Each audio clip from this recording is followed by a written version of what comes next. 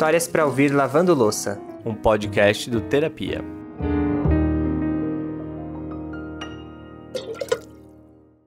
Primeiro de tudo, palmas pra você. Você mesmo que cogitou deixar essa louça pra mais tarde. Pensou esconder a travessa no forno, mas agora tá aí na pia. Arregaçando as mangas e começando mais um episódio do Histórias pra Ouvir, lavando louça junto com a gente. Você, meu anjão, é a definição de vencedor no dicionário. Pode abrir ele agora que você vai ver lá o seu nome escrito, pode ter certeza. Será que as crianças ainda olham dicionário físico? Me bateu essa dúvida aqui agora. Se forem filhas da nossa convidada, tenho certeza que sim. Aí eu não tenho dúvidas também, porque a Cláudia é apaixonada pela leitura. E hoje ela vai dividir com a gente como esse hábito, que antes era individual, passou a ser uma maneira que ela encontrou de mudar vidas. E então é muito diferente essa questão da leitura coletiva, né? Onde as pessoas elas podem trocar, né?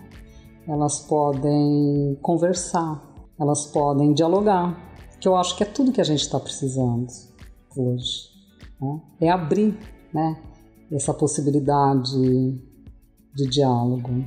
E aí, você tá preparado para mais uma? Sempre. Eu sou o Lucas Galdino. E eu, Alexandre Simone, e esse é o Histórias pra Ouvir, lavando louça. Às vezes, quando a gente fala que uma pessoa é sonhadora, isso pode ter uma certa carga pejorativa. Como se a pessoa estivesse no mundo da lua, né? Mas que não transforma as coisas em realidade. Ou ainda, alguém que está correndo atrás de alguma utopia. Mas a verdade, verdadeira, é que sem os sonhadores, a gente vira um bando de formiguinha andando para lá e para cá no automático e seguindo o que a gente acha que é certo. São esses tais sonhadores que têm a ousadia de imaginar uma realidade diferente. E é daí que vem a transformação. A Cláudia sempre foi apaixonada pela leitura. Mas mesmo quando isso era apenas um hobby, ela já sabia que existia aí um poder maior naquele hábito tão gostoso para ela. Durante 15 anos, eu acalentei o sonho desse projeto. Eu estava lendo, sempre que eu viajo, eu levo um livro, eu gosto muito de ler, e eu fui visitar uma amiga e não tinha levado livro nenhum. Aí eu tô lá na sala dela, tá dormindo, tá, eu falei, preciso ler alguma coisa, né? Peguei lá, tinha uma biografia do Monteiro Lobato, e ele estava dizendo que quando ele foi lá para o interior, que ele foi ser promotor, tarará, e que depois ele teve que sair, quando ele teve que sair de São Paulo e voltar para a fazenda dos pais, se não fosse a biblioteca, ele teria se matado. Então, quando eu ouço isso, eu falo assim, gente, leitura cura, e fiquei com aquilo na cabeça. Guardei isso durante muito, muito tempo, achava uma loucura eu falar isso para as pessoas, né? Porque eu acho que a gente sempre tem um pouquinho de medo de revelar os nossos sonhos, né? Sorte daquele que foi estimulado a correr atrás de seus sonhos, né? Quantos de nós aqui não fomos impedidos disso porque era mais importante ou necessário focar em algo que supostamente traria mais dinheiro? Mas uma coisa que a vida ensina é que nós também podemos ressignificar isso com o tempo. E as escolhas da Cláudia foram clareando um caminho possível para os sonhos dela mesma. Ela sempre teve como costume buscar ajudar o outro de alguma maneira. E numa dessas, ela foi ser voluntária no Hospital das Clínicas, na ala dermatológica. Ali, ela viu que as voluntárias normalmente levavam santinhos e ficavam orando junto com os pacientes.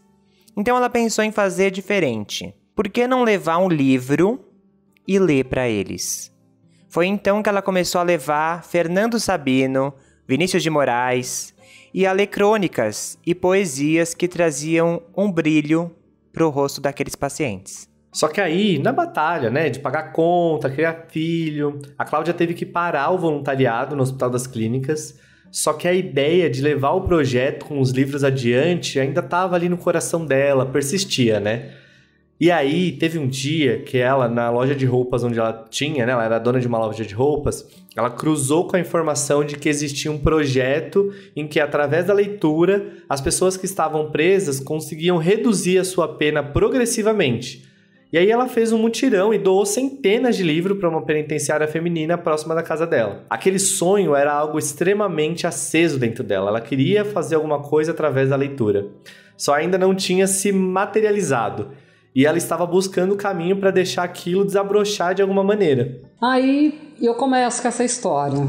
Resolvi fechar a loja. Falei, bom, agora eu vou fazer alguma coisa. Vou tirar esse ano sabático e vou fazer alguma coisa que eu possa fazer com a minha alma, né? Eu não sei o que vai acontecer nesse ano sabático. Eu não sei como é que eu vou sobreviver. Eu tinha uma pequena reserva financeira. Eu falei, eu não sei como é que eu vou sobreviver, mas eu vou fazer. Vou fazer. Tirei esse ano sabático.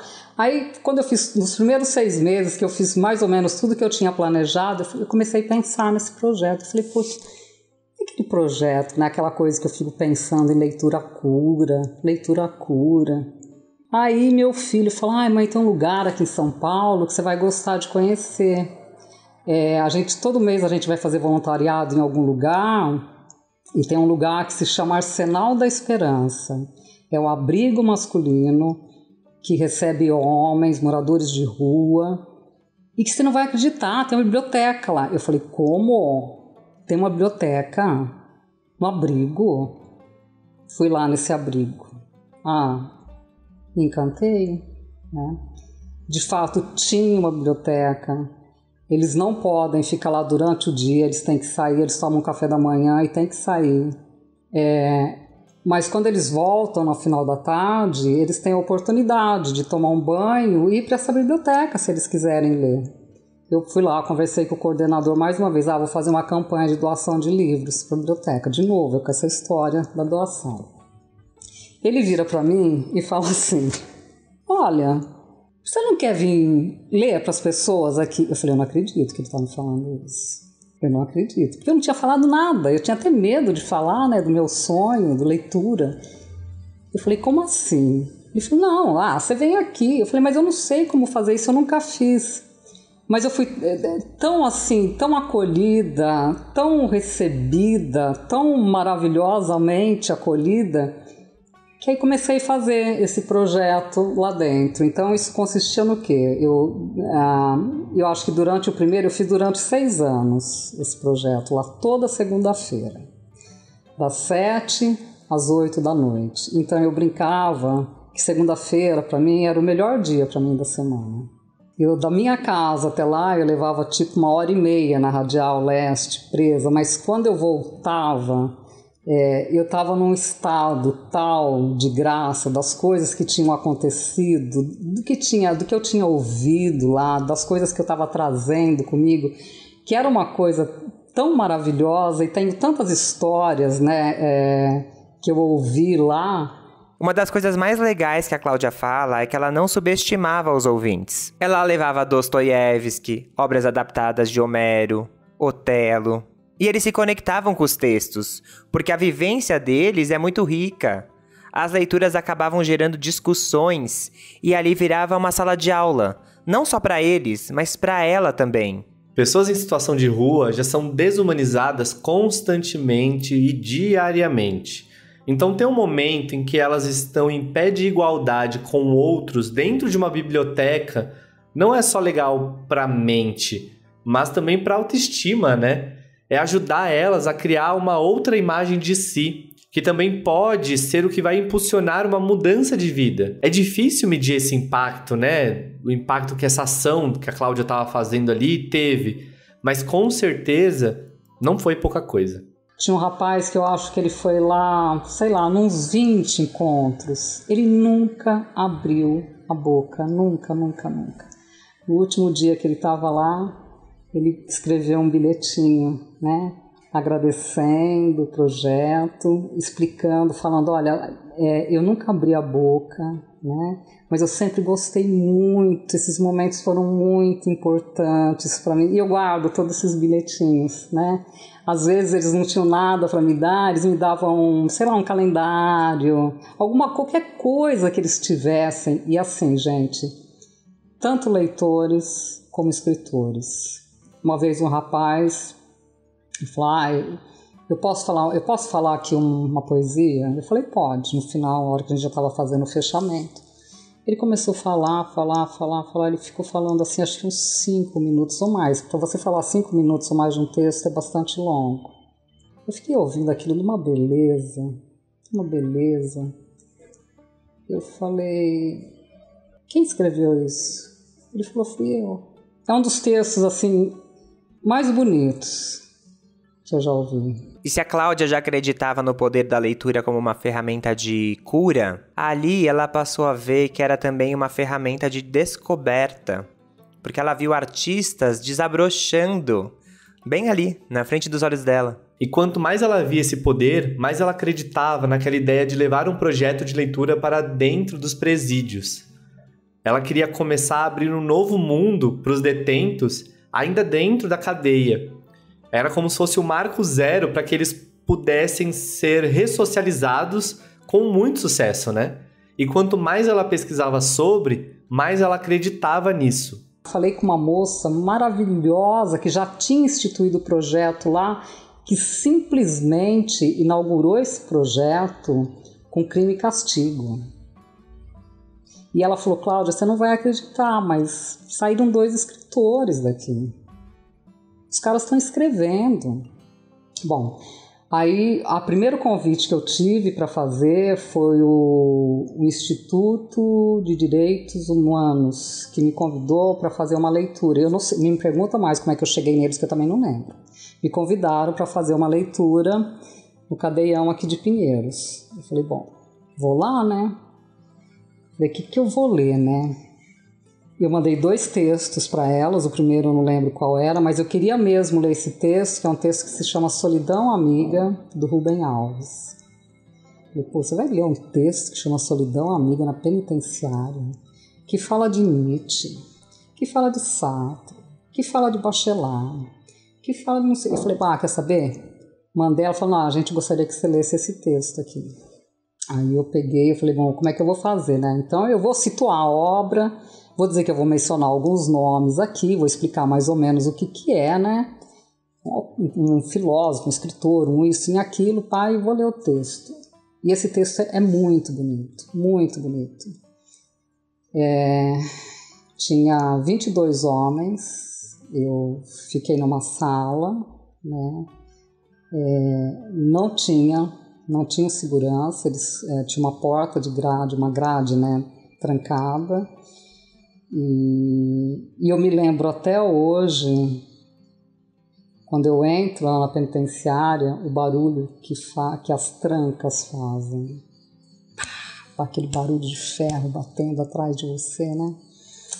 Vou lá fazer a leitura e foi muito, muito, muito, muito, muito incrível. Foi muito incrível.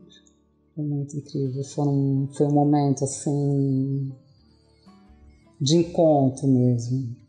Que eles puderam falar, sabe, desse aspecto da solidão, qual que era a representação que isso tinha para eles, né?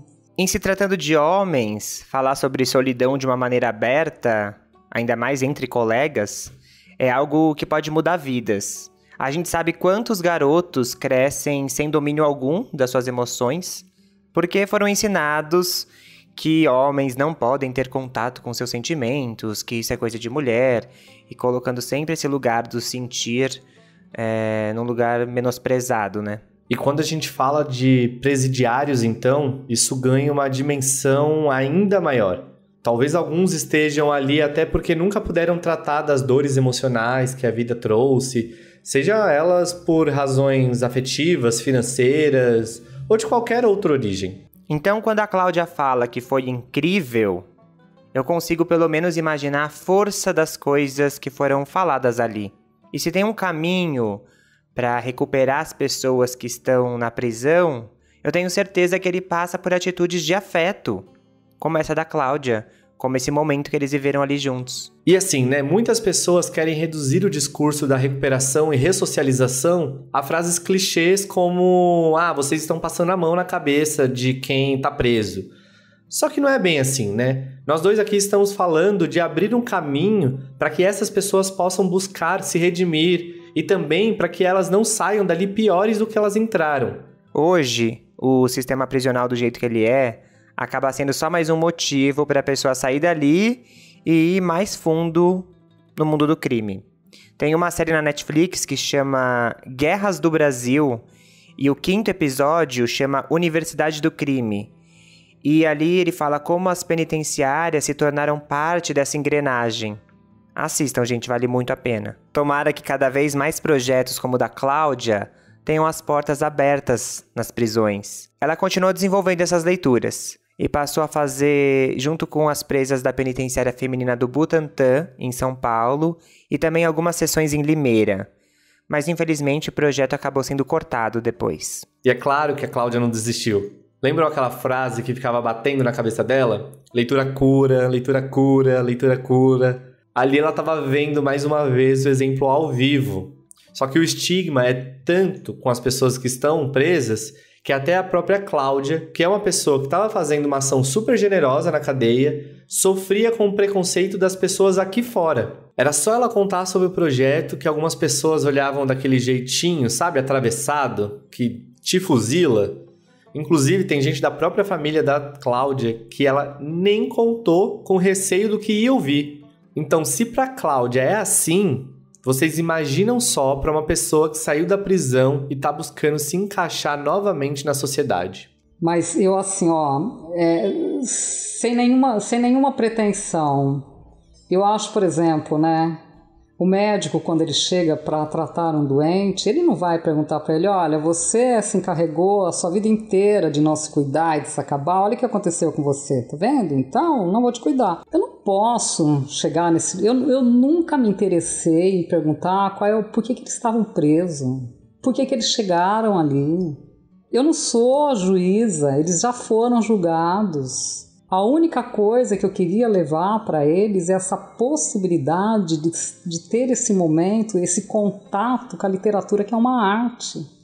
Uma oportunidade que certamente eles não tiveram, né?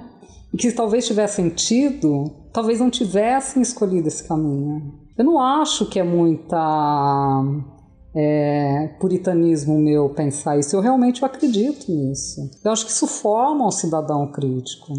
Principalmente se ele tiver essa possibilidade de fazer essa leitura coletiva, de estar com o outro, né? De você poder contar a sua história para mim, eu ter a capacidade de ouvir a sua história. E eu sempre dizia para eles, né, assim, olha, gente, é assim, quanto mais histórias você ouve, melhor você consegue entender a sua história. A partir do momento que você entende a sua história, você aprende a contar a sua história. E se você sabe contar a sua história, você passa a respeitá-la, seja ela qual for.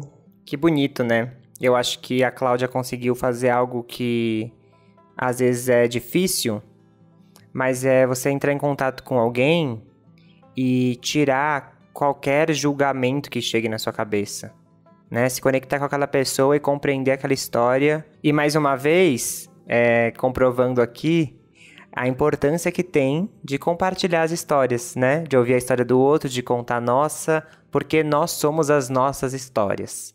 Então eu fico imaginando que momentos lindos a Cláudia viveu ali. Mas queria saber se alguma vez você já ouviu um texto lavando louça, será? Se não ouviu, vai ser a sua primeira vez agora. Lembra que a Cláudia falou que ela leu um texto, né, do Rubem Alves chamado Solidão Amiga? A gente pediu para ela recitar esse texto pra gente. E aí a gente trouxe aqui para vocês ouvirem um pouquinho. O texto é Solidão Amiga, de Rubem Alves. A noite chegou, o trabalho acabou, é hora de voltar para casa. Lá, doce lá, mas a casa está escura, a televisão apagada e tudo é silêncio. Ninguém para abrir a porta, ninguém à espera. Você está só. Vem a tristeza da solidão. O que mais você deseja é não estar em solidão. Entre as muitas coisas profundas que Sartre disse, é a que eu mais amo. Não importa o que fizeram com você. O que importa é o que você faz com aquilo que fizeram com você. Eu vou repetir. Não importa o que fizeram com você, o que importa é o que você faz com aquilo que fizeram com você. Pare, leia de novo e pense. Você lamenta essa maldade que a vida está fazendo com você, a solidão? Se Sartre está certo, esta maldade pode ser o lugar onde você vai plantar o seu jardim. Como é que a solidão se comporta? Ou talvez, dando um giro na pergunta, como se comporta a solidão? O que é que você está fazendo com a solidão? Quando você a lamenta, você está dizendo que gostaria de se livrar dela, que ela é um sofrimento, uma doença, uma inimiga. Aprenda isso. As coisas são os nomes que lhe damos. Se chamo minha solidão de amiga, ela será minha amiga. Mas será possível chamá-la de amiga? Drummond acha que sim. Por muito tempo achei que a ausência é falta e lastimava ignorante a falta. Hoje não a lastimo. Não há falta na ausência. A ausência é um estar em mim. E sinto-a, branca, tão apegada, aconchegada nos meus braços, que rio e danço e invento exclamações alegres, porque a ausência, essa ausência assimilada, ninguém a rouba de mim. A sua infelicidade com a solidão não se deriva ela em parte das comparações? Você compara a cena de você só na casa vazia com a cena fantasiada dos outros em celebrações cheias de risos? Essa comparação é destrutiva, porque ela nasce da inveja. Sofra a dor real da solidão, porque a solidão dói. Dói uma dor da qual pode nascer a beleza, mas não sofra da dor da comparação. Ela não é verdadeira. Fique aí com essa frase de será que é possível chamar a solidão de amiga ressoando na cabeça enquanto você termina a louça de hoje, tá bom? Eu acho que só para finalizar, queria falar que leitura cura, mas a arte também cura, e são duas áreas que se conectam e se misturam, né? Então, queria convidar vocês para assistir um vídeo lá no nosso canal. Eu vou deixar na descrição aqui do episódio, que é o vídeo com o Alex, que é um ex-presidiário e contou a sua vivência, né, de vida. E é incrível, assim, eu acho que mostra um outro lado de tudo que a Cláudia falou aqui, sabe? Da importância de você se doar, da importância de você ter empatia, da importância de termos oportunidades. Então, vou convidar todo mundo para assistir esse vídeo, porque eu acho que ele faz um complemento perfeito com esse episódio aqui. O Alex faz lindos trabalhos com artesanato. Foi muito especial também conhecer ele. Queria deixar aqui nosso beijo, nosso carinho imenso ao Alex. Um cara incrível. E também nosso carinho e nosso beijo para a Cláudia por ter compartilhado toda essa trajetória dela que tanto nos inspirou, nos emocionou e desperta na gente aquele sentimento de esperança de que dá pra gente sonhar juntos e fazer as coisas serem diferentes. Total. E o Alex, inclusive, né, Ale, agora ele se tornou instrutor dentro de uma unidade da Fundação Casa. Depois que o nosso vídeo com ele deu uma viralizada, enfim, muitas oportunidades se abriram para ele. E agora ele é instrutor dentro de uma Fundação Casa. Então é devolvendo pro mundo o que deram pra ele. Isso é muito bonito. Olha que lindo, né? A partir de agora o Alex entra lá, nesse mesmo lugar que a Cláudia entrou em alguns momentos. Total. Antes de me despedir, eu só queria saber se você lavou a louça. Hoje eu vou falar com uma voz mais com carinho, que esses dias falaram que eu tô dando muita bronca no fim do episódio. Então, e aí, gente? Já lavou a louça? Quando terminar de enxugar a mão, sabe? Terminou de lavar a louça, deu uma enxugadinha, tá com a mão seca, aí você que tá ouvindo a gente pelo Spotify, dá 5 estrelinhas aí pra gente, avalia a gente aí no aplicativo, que isso ajuda muito ao podcast ser recomendado para outras pessoas. E também, se você quiser fazer parte do nosso grupo do WhatsApp com os melhores apoiadores do Brasil, o melhor grupo do Brasil, é só você entrar no site apoia.se/História de Terapia, fazer uma contribuição mensal, e aí você faz parte lá do grupo, conversa com a gente, conversa com o pessoal que tá lá, e também recebe as histórias do podcast e do canal com antecedência para assistir e pra gente discutir também. E se você quiser conhecer mais histórias, nos procure em todas as redes sociais, @Histórias de Terapia, canal no YouTube, página no Facebook, tem no Instagram. Estamos espalhados em todo lugar. E todas as histórias do canal em vídeo e aqui do podcast estão reunidas no nosso site, historiasdeterapia.com. Tá bom? Agora você já sabe como fazer para não sentir saudades. Mas terça-feira que vem a gente tá aqui para conversar mais um pouco. Um beijo e se cuidem!